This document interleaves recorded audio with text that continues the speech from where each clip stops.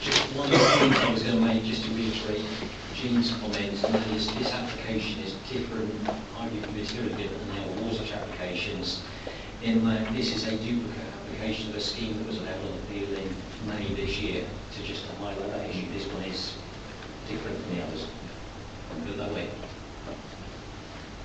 Councillor Davis. I wonder if we could go back to the aerial view of the site. Right.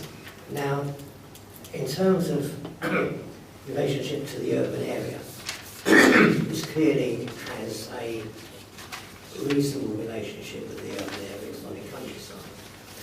Now, I have to try and be objective, although there was something in the report which raised my blood pressure, which I shouldn't do at my age. The increased use of public transport should be planned for, rather than, sorry, private transport should be planned for, rather than public transport no one wants to use. I came by bus today, and if we all went by bus, we wouldn't have so many queues of traffic. Do you know that 80% of cars at peak times have only one person in, which I think is appalling. Anyway, go back to this application. It's a romantic idea to say that there should be no building in Wasatch, Loxley, Parkgate and Tishwood Common. It is not going to happen. It's not viable to say that. As I said, household sizes are getting smaller. We need more homes for the same number of people. We are living longer. It takes longer for our homes to cascade down to our children and grandchildren. And in the meantime, young people cannot afford to live in Fareham, which impacts upon things like schools. Try and get teachers for the local schools. It's very difficult. But the question is always is this the right place? We all agree on the need. Is this the right place? Now, in my view, because of its relationship with the urban area, then this is an appropriate place. Is it this one or the next one that's, at the moment, got some disused buildings on it? We saw last time.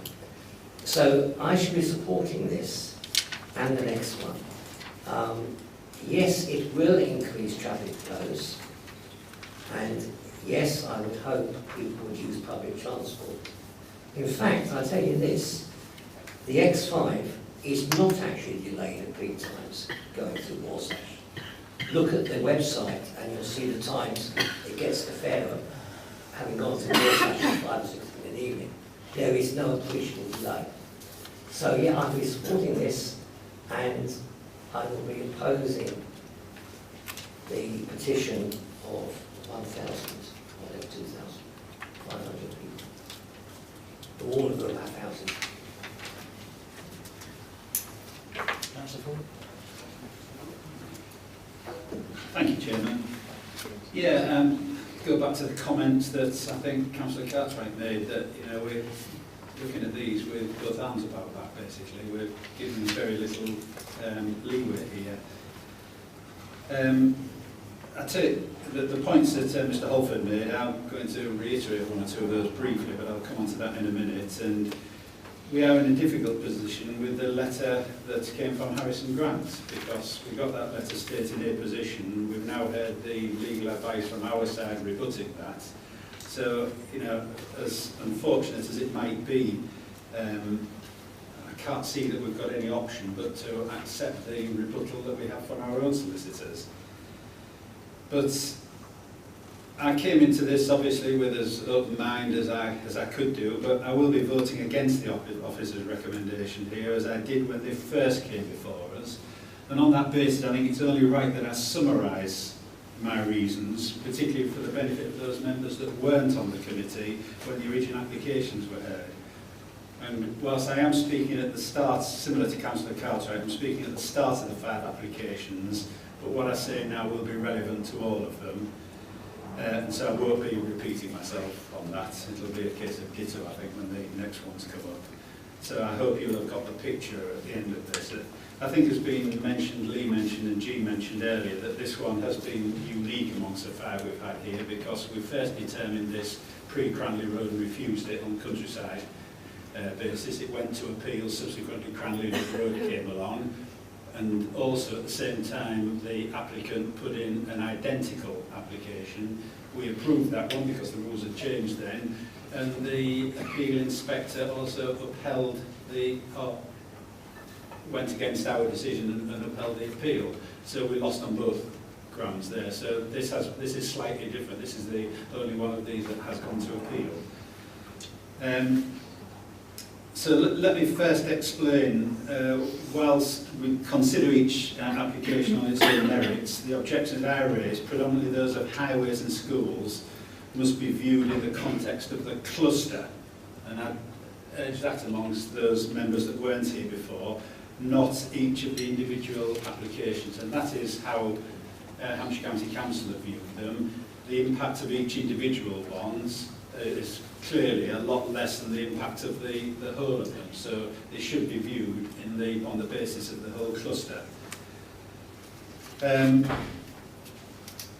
You'll have read that there have been countless hundreds of objections to these applications in addition to the petition that Mrs Megginson mentioned. And those who don't live in the area will fail to understand the legitimate concern of residents. They're not unreasonable folk, these people, and I don't think that any one of them would argue against housing in this location. It's simply the volume of housing planned. The Council's draft plan, alongside the 5-year housing land supply issues, are going to generate 900-ish, at least 900 extra homes when we take into account the site of the Maritime Academy just along the road, which will be coming forward in due course. So 900, so that is a huge impact. I think the figures that Mr Holford included were the ones on the strawberry field there, and possibly the police hospital development as well. As has been said, much of the traffic generated will use Brook and Barnes Lane, and the clue is in the name there, the lanes. They were built 70, 80 years ago, not to accommodate the sort of traffic that they're accommodating now.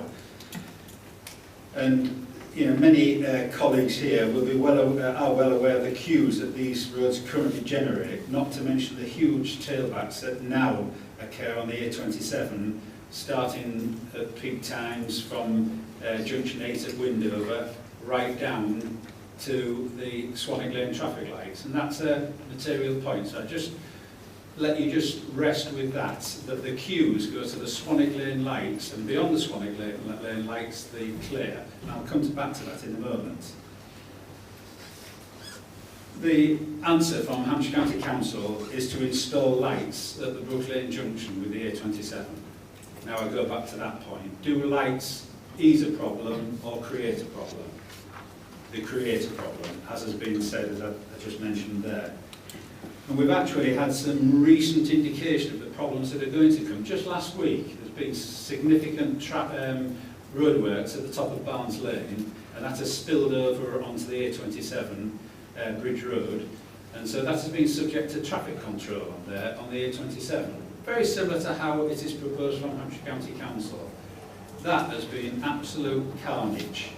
So those queues that came from Windover and cleared at Swanwick Lane, for those days that was in operation, continued all the way up the hill to the A27. Going the other way, they were right back to Brook Lane. So that will give an indication of what we're facing here. So that is a sticking plaster at best. And that is before the extra 900 homes come along. So that is the current situation, so we can see what's going to happen then. Since these were granted, of course, we've come across an air quality issue. And so we're creating, the issue that I've just suggested here is going to create a similar problem to that we've got at the Delmy Arms Key Street roundabout, where we're having to take action to lessen the quality, to improve the quality of the air. What causes poor air quality? Well, we know from that location it's static traffic. So the disappointing point is that the officers at Hampshire Highways will be long gone by the time that the issues that they've created by their failure to say no, which will leave commuters with a lifetime of misery. their view is clearly that, okay, it increases journey times by 10 or 15 minutes, so be it. But that's 10 or 15 minutes last time there was housing, and 10 or 15 minutes the time before, and 10 or 15 minutes the time before that. So it's very, very short-term thinking. Regarding schools provisions, let me just ask each one of you, I don't accept an answer here, but to look at the provision for primary and junior school, for the children generated by here, where would you think the worst possible location for that provision would be? Having said what I've just said, surely that would be the junction of Barnes Lane and the A27, which is exactly where they proposed. Saresby Infants and Saresby Juniors. Saresby Juniors being on that boundary. So what we're going to do is we're creating a traffic problem, but at peak times we're now going to drive more cars into that traffic problem to drop the children off. Now that's got to be pure balmy. So we're going to generate more traffic into the bottleneck at peak times. So these issues are just obvious to all, but disappointingly the mitigation measures, such as they are, came along well after the outline permission had been granted. So there's nothing joined up about this at all. So I really have only said that, and that was, those who were here will recall I spoke a lot longer last time, but that's just to give particularly the members that weren't present at that time just an indication of the objection. So thank you for your forbearance, Chairman. Thank you, Councillor. Other members? Councillor Price? Thank you, Chairman. I think that one of the problems with the number of developments which are taking place in Waterloo is that each of them are being looked at as individual developments. And therefore, and that's what the planning system says has to happen. And I think personally that is very unfortunate because it's the cumulative effect when you have a large number in a similar sort of area. Now, once you start having a large number of either applications or if you actually add together the number of properties within those developments, and we're talking here around 835, I think, to 900 properties. Now, that's going to generate in the realms of nearly 2,000 cars, I would suggest. Now, on that basis is that the highway authority, and I think wrongly, it has to under legislation, looks at each individual site and not the cumulative effect. And that is the problem. It's the same as the schools. I mean, the county will look at each application and say, yes, there is a need for an extension classroom. We will want so much money for you for that site. But it won't again look at the cumulative. And it's the cumulative which I think is the problem. Now, I think it's a great pity we as an authority can't look at an area. And I suppose in some ways the borough plan tries to do that, but it only goes so far of where you want development. But then going forward from that, looking at the educational side of things, looking at the highway issues, looking at the healthcare. And I know in some areas of healthcare there is little that can be done.